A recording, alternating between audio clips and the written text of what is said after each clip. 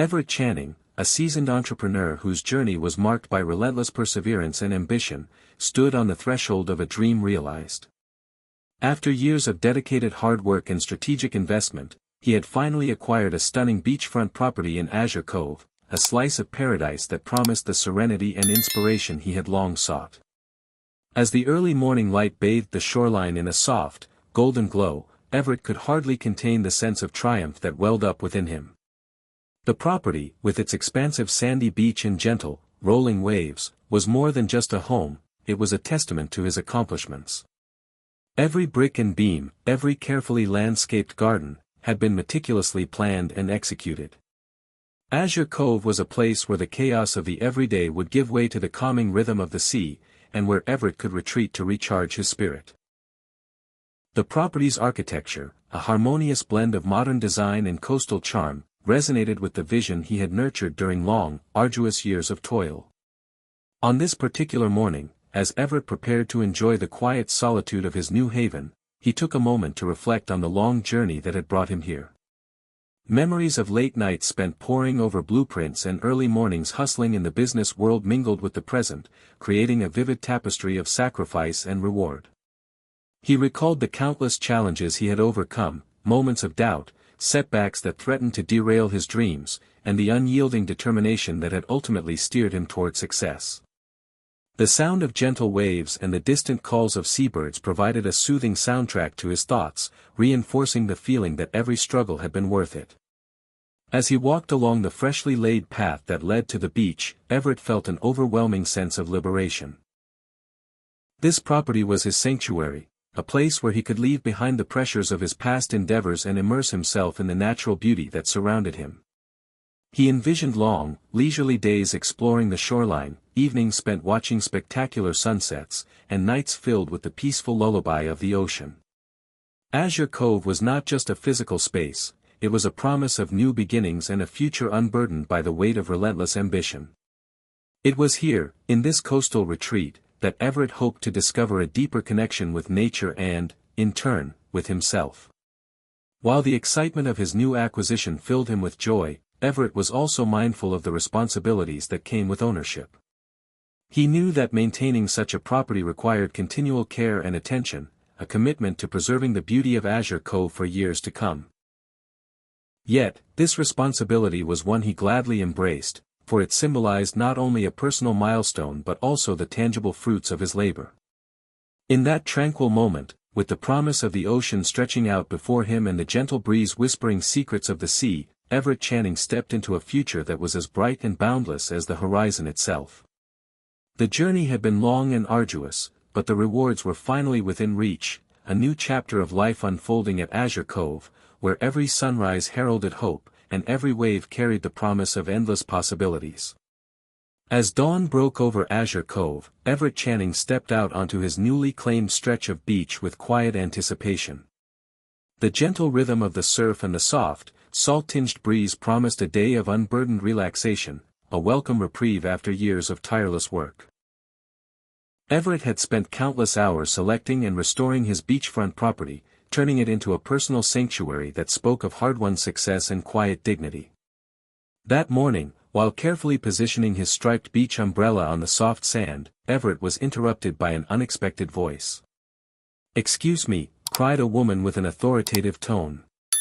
Everett looked up to see Karen, a neighbor known for her assertive manner, striding toward him. Her expression was hard and accusatory, her eyes fixed on him as if he were an interloper on what she deemed a private stretch of beach. Without a hint of deference, Karen launched into a tirade. "You shouldn't be here," she insisted, her voice rising with indignation. "This is a private beach, and you're trespassing." Everett, momentarily taken aback by her brusque manner, listened as she detailed her claim. Karen's words were laced with entitlement and an unyielding belief that the space was reserved for her exclusive use. To her, every inch of the shoreline was under her jurisdiction. Everett, whose day had been intended for quiet reflection and enjoyment of his new paradise, maintained his calm. With gentle but firm resolve, he explained that the property belonged to him. "I purchased this property fair and square," he said, his tone steady and respectful. Azure Cove is now my home. He gestured toward the elegant facade of his beach house and the carefully landscaped yard that testified to years of meticulous planning and dedication. Karen, however, was unmoved.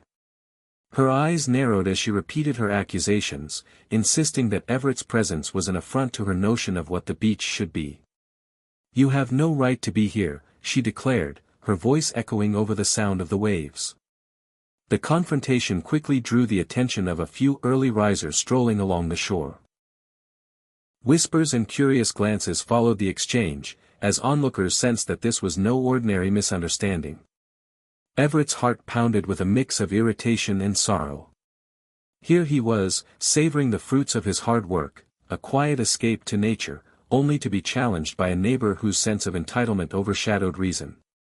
Yet, despite Karen's harsh words, Everett chose to stand by his truth. He calmly reiterated his legal ownership and the legitimacy of his claim to the property. "I understand you have strong feelings about this beach," he said softly, "but I have every right to enjoy it." In that moment, as the tide rolled in and the early morning light bathed the scene in soft gold, a quiet but powerful battle for respect had begun. Everett's dignified stance set the stage for the day's unfolding drama, a day that would test the boundaries of entitlement, property rights, and the true meaning of community. Despite Everett Channing's calm explanation and firm assertion of his rights, Karen refused to yield. Her eyes blazed with indignation as she listened to his reasoned words, convinced that no matter what evidence he presented, her version of events was the only acceptable truth. With a huff of disbelief and fury, Karen abruptly reached for her phone. "This is outrageous," she exclaimed, her tone now teetering on hysteria. Before anyone could interject, she dialed 911. Within moments, the sound of the call crackled over the speaker. Karen's voice, raised and tremulous with anger, filled the air as she reported that an unknown trespasser was illegally occupying a supposedly private beach. "I'm calling the police," she declared emphatically. "He's trespassing on what belongs to us, and I won't stand for it." The urgency in her voice suggested that she believed this was a dire matter, one that demanded immediate intervention. Everett watched in quiet disbelief as Karen recounted her version of the events to the operator. He stood near his striped umbrella, his eyes fixed on the horizon, trying to process the sudden escalation. To him, the situation was a simple misunderstanding, a neighbor's misplaced sense of ownership, but Karen's actions had now transformed it into a potential legal incident. As the minutes ticked by, a hush fell over a small circle of beachgoers who had gathered around. Some exchanged perplexed glances, while others whispered among themselves about the absurdity of calling the police over a disputed beach spot. Everett's heart pounded with a mix of frustration and resolve. He knew that Karen's insistence on involving law enforcement was not only unnecessary but a flagrant abuse of the system. Even as he stood there, the distant wail of an approaching siren signaled that help was on the way, a fact that only deepened the irony of the situation. The police were coming to address what Karen described as a criminal act, despite the clear evidence of Everett's legal ownership of Azure Cove. Everett maintained his composure, silently preparing to explain the misunderstanding once the authorities arrived. In that charged moment, the beach transformed from a place of personal refuge into a stage for a public confrontation. Karen, still fuming and convinced of her moral righteousness, continued to shout into her phone. Her voice, now mingled with the rising sound of the approaching patrol car, reverberated along the shoreline. For Everett, this unexpected twist was a bitter reminder of the challenges that sometimes arise when entitlement overshadows truth. Though he felt a twinge of sadness at having his peaceful morning disrupted, he also understood that he must now defend not only his right to enjoy his property but also the principles of fairness and reason in the face of baseless accusations. With the approaching sirens promising the imminent arrival of law enforcement, Everett braced himself for the next chapter of this unfolding drama, a chapter that would soon test the limits of justice on the sunlit shores of Azure Cove. As Everett Channing stood by his newly erected beach umbrella, still reeling from Karen's frenzied 911 call, his attention was drawn to a curious glimmer along the water's edge. The rhythmic murmur of the waves and the gentle caress of the sea breeze seemed to mask the quiet intrigue of something metallic buried in the warm, damp sand. With a sense of cautious curiosity, Everett moved away from the immediate confrontation and wandered down the shoreline, his mind still processing the absurdity of the situation. It wasn't long before he stumbled upon an object that would transform his already eventful day into something remarkable. Half buried beneath layers of sand and seaweed was an expensive-looking metal detector. A device whose sleek design and modern engineering clearly set it apart from the worn-out relics typically found on the beach. Its polished surface caught the sunlight, throwing dazzling reflections onto the surrounding sand, and it seemed to promise secrets long hidden by the ebb and flow of the tide. Everett carefully retrieved the device, brushing off the grains of sand as he examined its intricate details. Although he had never been a treasure hunter, the unexpected discovery stirred a sense of adventure within him. The metal detector was not something one typically found by mere chance on a quiet morning at Azure Cove.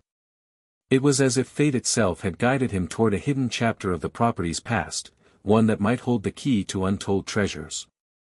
Emboldened by this fortuitous find, Everett decided to put the device to use. He began methodically scanning the area where he had found it, each beep of the detector sending pulses of excitement through him. The instrument's rhythmic signal soon led him to a small, weathered patch of sand near an outcropping of rocks. With measured care, he started to dig in the spot, his hands steady despite the adrenaline coursing through him. After a few moments of labor, his efforts were rewarded. Buried in the soft earth was a small, rusted tin box, its edges corroded by time and the relentless assault of the salty air. Everett's heart raced as he pried open the container, revealing a trove of antique silver coins glinting with historical luster. Each coin bore intricate designs and faded inscriptions, a clear testament to a bygone era when these precious metals were part of a larger, storied legacy. The discovery was nothing short of astonishing. For years, Everett had dreamed of finding a piece of the past that could connect him to the history of Azure Cove, and now that dream was materializing before his very eyes. The coins were not just valuable artifacts. They were tangible links to the legacy of the area, a legacy that might reveal secrets about the early settlers, maritime adventures, or even forgotten pirate lore. As Everett carefully collected the coins and documented their arrangement, his thoughts turned to the irony of the day's events. Earlier that morning, he had been embroiled in a bitter dispute over property rights with Karen, who had baselessly accused him of trespassing. Now, by pure chance, he was uncovering a hidden treasure that could rewrite the history of his new home. It was as if the universe was balancing the scales, offering him a profound reminder that true fortune sometimes arrives in the most unexpected forms. The discovery sparked an inner fire of possibility. Everett imagined the historical significance of the coins, how they might attract the interest of historians, collectors, or even the local museum. More personally, the treasure was a vindication of his decision to invest his heart and soul into Azure Cove. It reinforced the belief that his perseverance had not only granted him a beautiful retreat but also the promise of an extraordinary legacy waiting to be unearthed. Standing there on the sun-dappled sand, metal detector in hand and treasure spread out before him, Everett felt a renewed sense of purpose. This was not merely an incidental find, it was a turning point that would soon redefine his connection to the land he now called home. As the gentle ocean whispered secrets of the past, Everett vowed to protect this newfound legacy, determined to honor the history of Azure Cove and, in doing so, secure a future that celebrated both his personal triumphs and the timeless wonders hidden beneath the waves.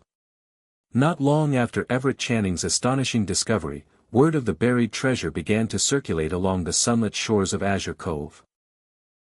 Karen, who had earlier made her baseless accusation and triggered a police response, could not hide her astonishment when she witnessed the unfolding revelation.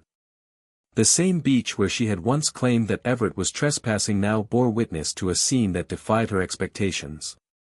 From her vantage point near the boardwalk, Karen observed as Everett, with quiet satisfaction and a measured excitement, examined the antique silver coins that had emerged from the depths of the sand. Her eyes widened, and for a moment, her earlier indignation was replaced by a stunned silence. Everett, ever the picture of calm dignity, allowed himself a subtle smile.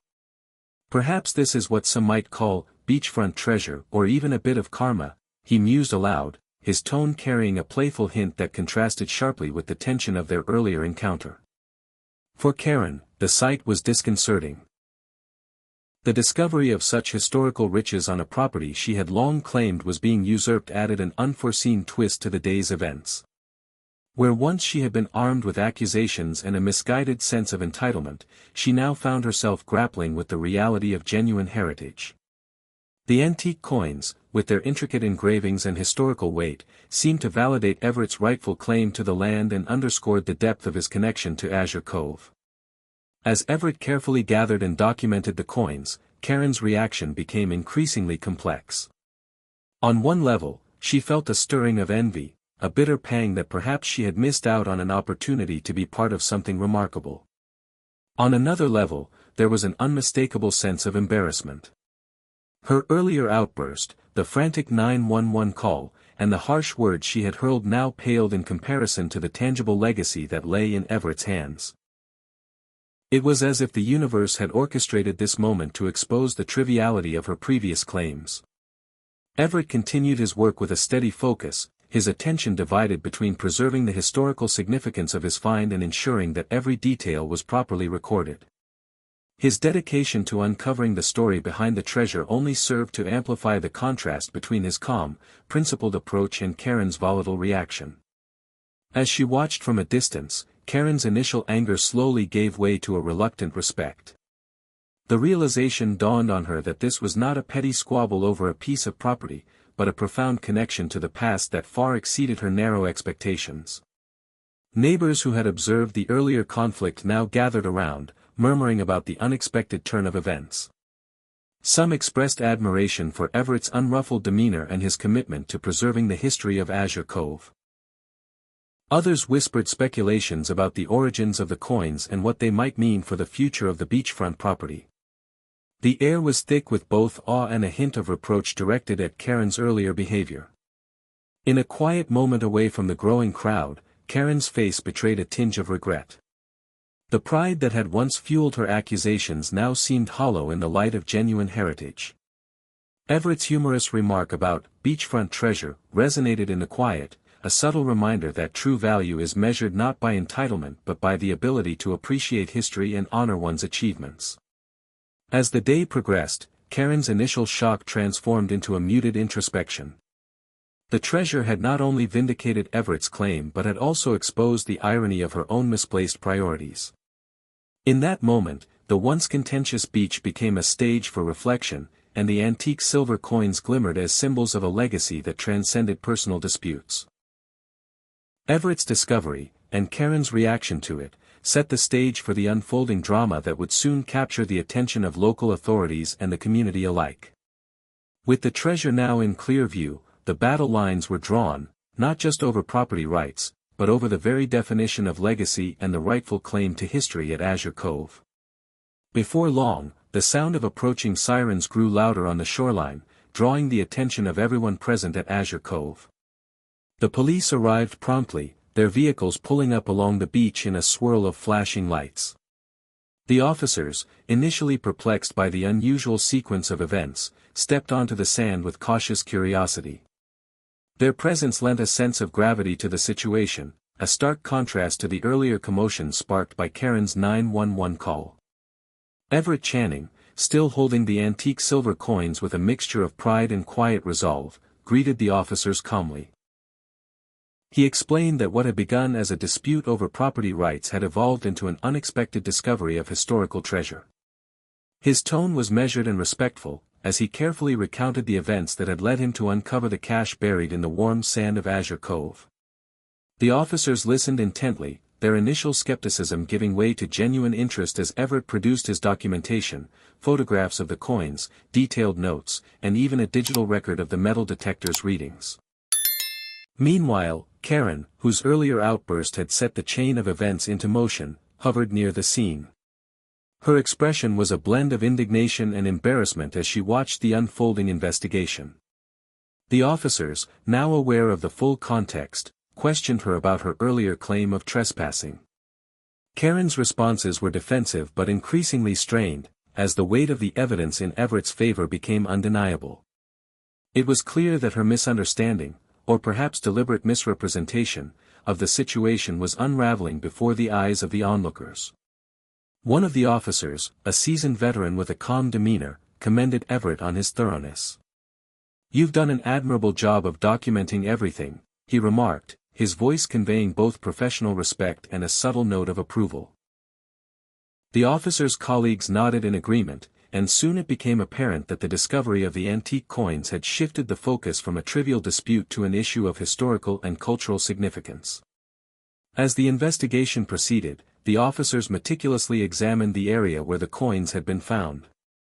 They used portable metal detectors and conducted a careful survey of the surrounding sand, looking for additional artifacts or clues that might shed light on the origin of the treasure. The process was methodical and deliberate, with each officer contributing to a growing body of evidence that hinted at the long-forgotten history of Azure Cove. Throughout the inquiry, Everett maintained his composure. His calm, authoritative manner, honed over years of professional experience, stood in stark contrast to the earlier chaos. He answered the officers' questions with clarity, recounting the precise location where he had discovered the coins and describing the device that had led him to them. Every detail reinforced the legitimacy of his find and underscored his right to enjoy the fruits of his labor on his own property. As the officers wrapped up their initial investigation, it was evident that the case was far from a mere misunderstanding. The discovery of the treasure lent a new dimension to the situation, one that elevated it from a simple dispute over beach access to a matter of historical preservation and cultural heritage. The officers remarked on the potential significance of the antique silver coins, suggesting that they might be of interest to local historians or even to museum curators. Karen's earlier accusations, now exposed as misguided, gradually lost their force in the face of the compelling evidence. The police's findings validated Everett's account and underscored the rightful ownership of Azure Cove. In the quiet moments that followed, as the officers prepared to leave and the flashing lights faded into the distance, the beach resumed its natural rhythm, a subtle, restorative reminder that justice, though sometimes delayed, had been served. For Everett, the police arrival marked both an end and a beginning. While his peaceful morning had been disrupted by conflict and confusion, the subsequent investigation had transformed the day into one of unexpected discovery and vindication. With the treasure safely documented and the misunderstanding clarified, Everett looked out over Azure Cove with renewed determination to preserve both the history and the beauty of his hard-won sanctuary. The following day, just as the tide was receding and the morning sun bathed Azure Cove in a gentle glow, Everett Channing was confronted with a new challenge. One that would thrust him into the heart of a contentious battle with the local Homeowners Association, HOA. A crisp envelope arrived in the mail, bearing the official seal of the HOA, and it contained a notice that set the stage for the next chapter of the unfolding drama. The notice accused Everett of violating local regulations by excavating historical artifacts, a charge that, in the wake of his remarkable discovery, struck him as both ludicrous and unjust. The document claimed that by uncovering antique silver coins from his property, Everett had disrupted the delicate balance of historical preservation in Azure Cove. To make matters worse, the notice was accompanied by a scathing letter, signed by none other than Karen, who now appeared to have allied herself with the HOA. Karen's letter argued that the discovery could negatively impact property values and undermine the orderly management of the community. Everett's initial reaction was one of disbelief. How could his diligent efforts to preserve a piece of history be construed as a violation? The treasure he had uncovered was not the result of careless digging or unauthorized excavation, it was an unplanned, serendipitous find that had emerged naturally from the sands of Azure Cove. With a deep sense of resolve, Everett began to prepare his response. He gathered all of his documentation, the photographs of the coins, the detailed notes of his discovery, and even the expert opinions from local historians he had managed to secure in the wake of the police investigation. Determined to set the record straight, Everett reached out to several influential members of the community, hoping to rally support against what he saw as an overreach by the HOA. His calls were met with a mixture of sympathy and caution. Many longtime residents recalled how the HOA's strict regulations had, in the past, stifled innovation and personal expression. They saw in Everett's case an opportunity to challenge the status quo and to redefine what it meant to be a part of Azure Cove. As word spread, a meeting was scheduled to address the matter. The community center was soon filled with residents, local officials, and a visibly agitated Karen, who took center stage to lead the charge against Everett. With fiery rhetoric, Karen decried Everett's reckless excavation and painted a picture of imminent chaos that would imperil property values and disrupt the harmonious order of the neighborhood. Her words were forceful and impassioned, aimed at rallying those who were already predisposed to fear change. Everett, however, stood his ground. When his turn to speak came, he presented his case with calm authority. He explained that the coins were discovered during an impromptu search with a metal detector, a hobby he had pursued for personal enjoyment, not as an act of vandalism or greed. He recounted the careful process by which he documented his find and expressed his willingness to cooperate with any reasonable inquiry into the historical significance of the treasure. "My intention," he said, "was not to disrupt, but to preserve a piece of our community's heritage, a heritage that has always been rooted in the rich history of Azure Cove." The room fell into a thoughtful silence as Everett's words registered with the audience. A few community members spoke up in his support, recounting their own frustrations with the strict, sometimes arbitrary, enforcement of HOA rules.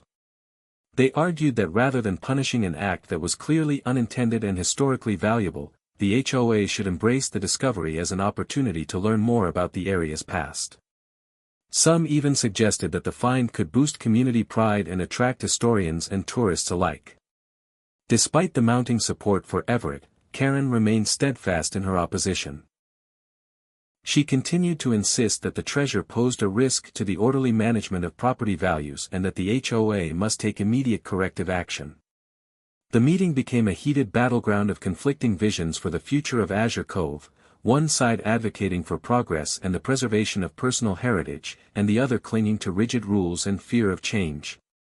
In the end, the meeting concluded without a definitive resolution, though it was clear that the issue had galvanized the community. The HOA announced that it would conduct a formal review of Everett's activities and consider revising its regulations in light of the unprecedented discovery.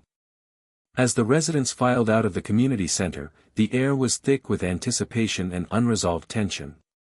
Everett left with a renewed determination to defend his rights and his legacy, while Karen's fervor only seemed to intensify. The battle lines had been drawn, and Azure Cove was now on the cusp of a transformation that would challenge long-held assumptions about history, property rights, and community governance. At the subsequent HOA meeting, the atmosphere was electric with anticipation and simmering resentment. The community center was packed with residents, each eager to witness the latest chapter in the dispute between Everett Channing and Karen. At the podium, Karen launched into a fervent speech, accusing Everett of undermining property values by disturbing historical artifacts. With pointed accusations and a tone of righteous indignation, she argued that the treasure he had uncovered posed a threat to the neighborhood's orderly image. Everett listened quietly from his seat near the front, his expression calm yet resolute. When his turn came, he rose and, with measured authority, presented a counterargument. He explained that his discovery of antique silver coins was not an act of vandalism but a fortunate accident that enriched the historical tapestry of Azure Cove. Far from endangering property values, he declared, this treasure has the potential to enhance our community's heritage and even attract positive attention to our area. As the debate intensified, a palpable tension filled the room. Some residents voiced their support for Karen, echoing concerns that any disturbance to the status quo could lower property values. Others, however, rallied behind Everett, insisting that preserving local history was a point of pride rather than a liability. In a dramatic twist, Everett proposed that the HOA itself employ metal detectors and conduct a thorough survey of the beachfront, a suggestion that forced even the staunchest critics to confront the possibility that there was more to the land's history than they had ever imagined. The meeting devolved into a heated exchange of ideas, with Karen continuing to press her case using statistics about property values and speculative risks, while Everett countered with anecdotes of historical preservation and community enrichment. The moderator struggled to maintain order as voices clashed, but the underlying message became clear: the dispute was no longer about a single act of excavation, but about the future direction of Azure Cove itself. Ultimately, the meeting ended without a definitive resolution, though it was clear that Everett's proposal had planted seeds of change. Some residents whispered that the HOA should re-evaluate its policies, taking into account the cultural and historical value that such discoveries brought. Karen's reaction, though forceful, began to lose its luster in the face of mounting evidence that the community could benefit from a more flexible and enlightened approach. As the meeting adjourned, the divided opinions of the attendees hinted at a community on the brink of transformation. Everett left the hall with a quiet confidence, certain that his discovery was a gift to Azure Cove. Karen, meanwhile, clutched her convictions tightly, unwilling to let go of her fears. The stage was now set for further confrontations, and perhaps, in time, for the community to reconcile its differences and embrace a richer, more inclusive narrative of its own history. A few days after the tumultuous HOA meeting, a surprising development sent ripples through the community of Azure Cove. Everett Channing, ever the diligent researcher, delved into the historical records of his newly acquired property. His investigation revealed that the land on which Azure Cove sat was once infamous as pirate territory. The discovery of antique silver coins was only the beginning of a far more enthralling narrative. At his insistence, the HOA authorized the use of metal detectors along a wider stretch of the beachfront. Under the watchful eyes of local historians and curious residents, the devices soon uncovered a sealed chest buried beneath a mound of sand. The chest, encrusted with salt and age, was pried open to reveal a trove of historical documents, maps, letters, and official seals, that painted a vivid picture of a bygone era. These documents confirmed that the land had originally belonged to a notorious pirate, long dismissed as a legend by modern inhabitants. The revelations were astonishing. The documents pointed to a history that intertwined with the lore of the high seas, a narrative that included daring escapades, secret coves, and hidden riches. Most notably, they confirmed that the land had been legally granted to Captain Bartholomew Blackwood, a figure shrouded in mystery and maritime myth. This revelation cast serious doubts on the long-standing assumptions about property ownership at Azure Cove. News of the pirate treasure spread like wildfire, captivating the imagination of the community and igniting a flurry of media interest. Historians and treasure enthusiasts began to converge on Azure Cove, eager to catch a glimpse of the documents and the legendary chest. The discovery not only vindicated Everett's actions but also elevated his status from a mere property owner to a custodian of local history. For many residents, the finding represented a turning point, a moment when the rich tapestry of the past came vividly to life, offering a counterpoint to the petty disputes that had dominated recent days. The antique coins, once seen as an isolated curiosity, now formed part of a larger, enthralling story that wove together myth, history, and the future of Azure Cove. As the community marveled at the historical documents, even staunch critics began to acknowledge the potential benefits of embracing their unique heritage. Everett's discovery was celebrated as a triumph, a testament to the power of perseverance, historical inquiry, and a deep respect for one's land. The pirate treasure revelation shifted the narrative entirely, moving the focus from a divisive property dispute to a shared cultural legacy that had the power to unite. In that moment, Azure Cove was no longer just a beachfront property, it was a living museum, a place where the echoes of pirate legends mingled with the hopes and dreams of modern residents. In the days that followed the dramatic unveiling of Azure Cove's pirate past, the tide of public opinion turned decisively in favor of Everett Channing. The historical documents, now widely publicized, revealed that the land had been granted to Captain Bartholomew Blackwood. A fact that called into question the very foundation of previous property claims in the area. This final twist not only validated Everett's long-standing investment in the property but also cast a long shadow over the baseless objections raised by Karen and the HOA. As the local media picked up the story, headlines proclaimed Azure Cove's transformation from a contested beachfront to a site of historical significance. The revelation galvanized the community and exposed the questionable legal footing on which previous HOA regulations had been based. With mounting public pressure and a newfound sense of pride in their shared heritage, the HOA found itself forced to reconsider its stance. Everett, who had weathered the storm of disputes with grace and persistence, emerged as a local hero. His measured defense of his rights and his commitment to uncovering the truth resonated deeply with residents across Azure Cove. In recognition of his role in unveiling the pirate legacy, and in light of the undeniable evidence that now supported his claim, the HOA offered him a settlement, effectively acknowledging that his actions had not only been justified but also beneficial to the community as a whole. The final chapters of the saga culminated in a surprising yet fitting denouement. Everett was elected as the new HOA president. His victory was not merely a personal triumph but a symbolic shift in community values, from rigid, exclusionary policies to an embrace of history, transparency, and inclusive governance. Under his leadership, the HOA vowed to overhaul its regulations, ensuring that future decisions would honor both the legal and cultural heritage of Azure Cove. For Karen, the outcome was a bitter lesson in the limits of entitlement. Her earlier attempts to discredit Everett had been thoroughly undermined by the overwhelming evidence of the land's storied past. Public sentiment, once divided, now overwhelmingly supported Everett's vision for a future built on respect, historical preservation, and unity. As he took on his new role, Everett pledged to use his position to foster a community that celebrated its unique legacy rather than being mired in trivial disputes. In the final analysis, the saga of Azure Cove became a testament to the power of perseverance, the importance of understanding one's heritage, and the promise of renewal when truth prevails.